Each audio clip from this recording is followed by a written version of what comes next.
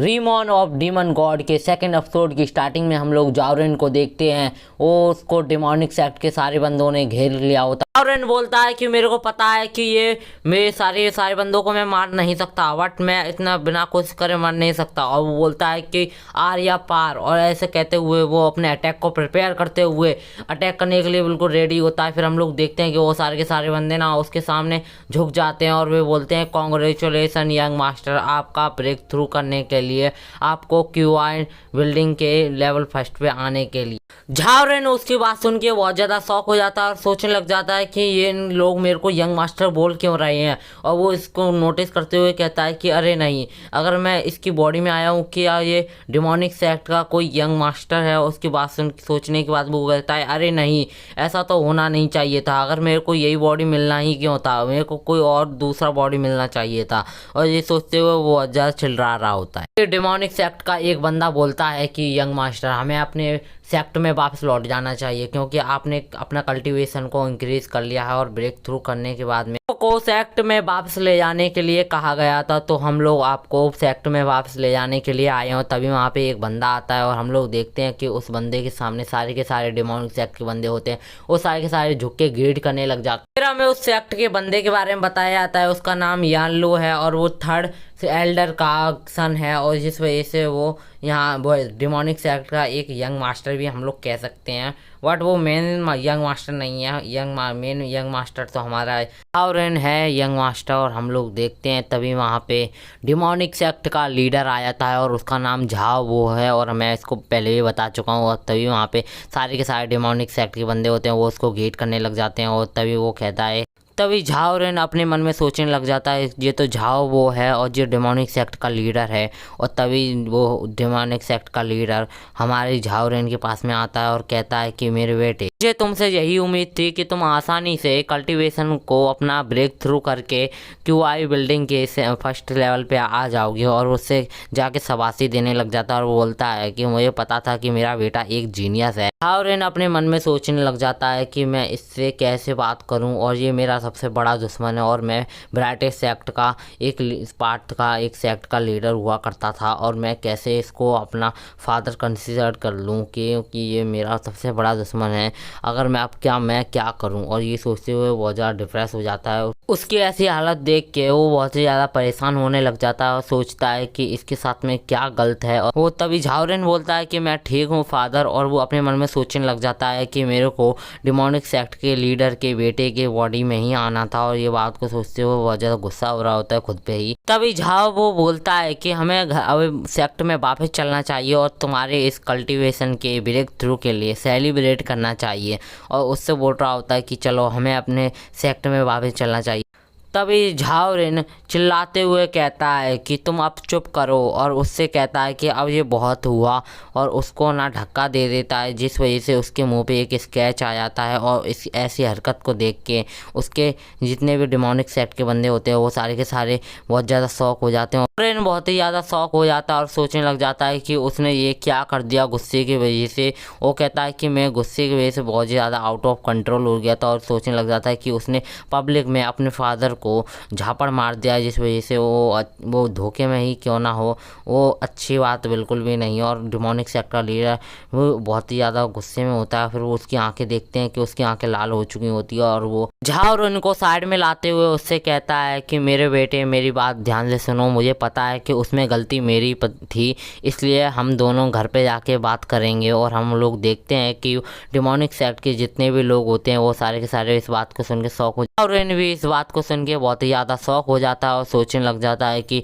Demonic sect का leader इतना ज़्यादा अच्छा कैसे हो सकता है। और तभी वहाँ पे वो सेकंड यंग मास्टर होता है, वो कहता है कि सेक्ट लीडर आपको है ना इस बारे में कुछ करना चाहिए। और हमें लगता है कि उसमें साफ तौर पे यंग मास्टर की गलती थी, तो हमें लगता है कि आपको उन्हें पनिश करना चाहिए। तभी हम लोग देखते हैं कि डिमोनिक सेक्ट का लीडर बोलता है कि तुम अपने काम से काम रखो, ये एक बाप और बेटे के बीच की बात है और ये एक फैमिली मैटर है, तुम इसके बीच में नहीं बोल सकते। और तो उसकी बात सुन के और अपने लीडर की बात सुन के उस डिमोनिक सेक्ट के जितने भी मेंबर होते हैं वो सब के सब कुछ भी उनके पास बोलने के लिए नहीं बचा होता। और हम लोग देखते हैं झाओरेन बोलता है कि मुझे लगा नहीं था कि इतना ज़्यादा रूथलेस बंदा अपने बेटे से इतना ज़्यादा प्यार करता होगा। इसकी ये साइड देख के मैं भी बहुत ज़्यादा सरप्राइज़ हो चुका हूँ। और फिर हम लोग देखते हैं कि सीन चेंज हो के हम लोग माउंटेन का सीन देखते हैं, जहाँ पे बहुत ही ज़्यादा ज़ोर की आवाज़ सुनाई देती है, जिस वजह से माउंटेन के जितने भी ज़्यादा पक्षी वगैरह होते हैं वो सब के सब उड़ जाते हैं। और वो सेक्ट का लीडर और झाओरेन दोनों नोटिस करते हैं आवाज़ को। और तभी यहाँ पे एक उड़ते हुए शॉट पे एक बंदा आता है और वो बोलता है कि सेक्ट लीडर एक इम्पॉर्टेंट बात है, और वो नीचे उतरता है। और हम लोग देखते हैं कि वो नीचे उतरते हुए सेक्ट लीडर हमारे ऊपर ब्राइटेक सेक्ट वालों ने अटैक कर दिया है और वो अपनी पूरी शिप के साथ में अटैक करने के लिए यहाँ पे आ चुके हैं। फिर हम लोग देखते हैं कि सीन चेंज होता है और हम लोग एक शिप का आगे का हिस्सा देखते हैं। फिर बाद में हम लोग उस शिप को देखते हैं, उसके ऊपर ब्राइटेक सेक्ट के लोग होते हैं और ये हेवनली सेक्ट होता है हमारे ली मू चैन का सेक्ट था। और हम लोग देखते हैं कि उस शिप के ऊपर सायु खड़ी होती है और वो बोल रही होती है कि इन लोगों को जान से मार दो, इन लोगों ने हमारे ओल्ड सेक्ट लीडर ली मू चैन को मारा है और वो अपने ओल्ड सेक्ट लीडर का बदला लेके रहेंगे। और वो आगे बोलती है कि हम लोगों को इन डेमोनिक सेक्ट वालों को इधर ही मार देना चाहिए, जिससे हम लोगों के लिए कोई भी आगे जाके फ्यूचर में प्रॉब्लम ना हो। और वो इन सब पर अटैक करने के लिए कह देती है। और हम लोग देखते हैं झाओरेन को देखते हैं, वो है ना अपने सामने सारियन को उस शिप पे खड़ा हुआ देख के बहुत ज़्यादा गुस्सा हो जाता है। और हम लोग देखते हैं कि वो डेमोनिक सेक्ट के लीडर के साथ में खड़ा होके वो उसको शिप को देख रहा होता है।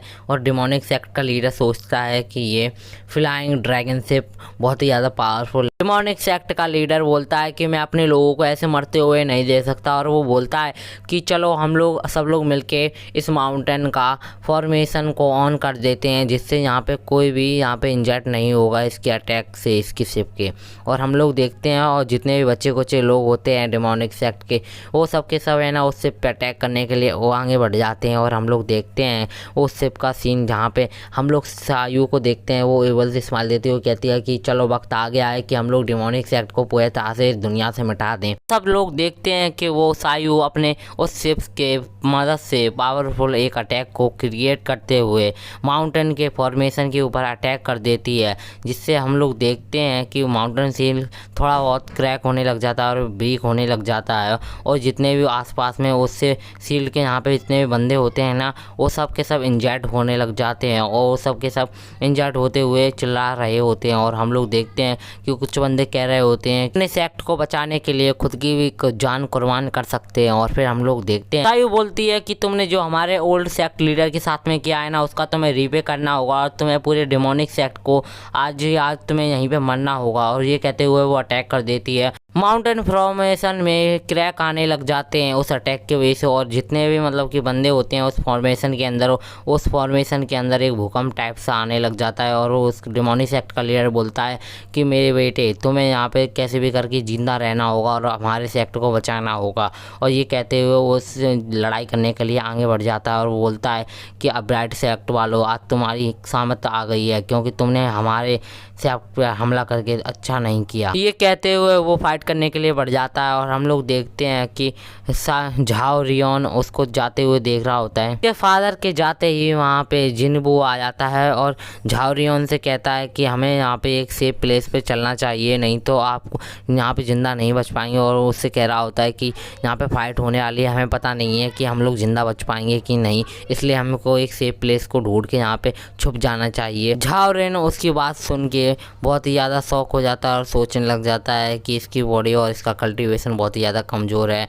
और वो सोचने लग जाता है कि एक टाइम पे मैं यहाँ पर बहुत ज़्यादा पावरफुल था, अब मेरे को यहाँ पे छुपने के लिए जाना पड़ रहा है। और उसका जिनबू उसका फ्रेश पैन उसका हाथ पकड़ते हुए वहाँ से ले जाने लगता है। तभी वो नोटिस करता है कि है ना हम तो माउंटेन फॉर्मेशन ना क्रैक होने के बाद में टूटने लग जाती है। और वो उसका हाथ छुड़ाते हुए कहता है कि अब तुम मेरा हाथ छोड़ो, मेरे को एक ज़रूरी काम करने के लिए मेरे को जाना होगा। और वो उसको हाथ छुड़ा के हुए वहाँ से भाग जाता है। और वो हम लोग देखते हैं कि यहाँ पे जितने भी डेमोनिक सेक्ट के बंदे होते हैं ना उन पे अटैक हो रहा होता है लगातार। और हम लोग देखते हैं कि वहाँ पे अटैक लगा होता है ना, वो वहाँ पे जितने भी अटैक हुए होते हैं वहाँ पे ब्लास्ट होने लग जाते हैं।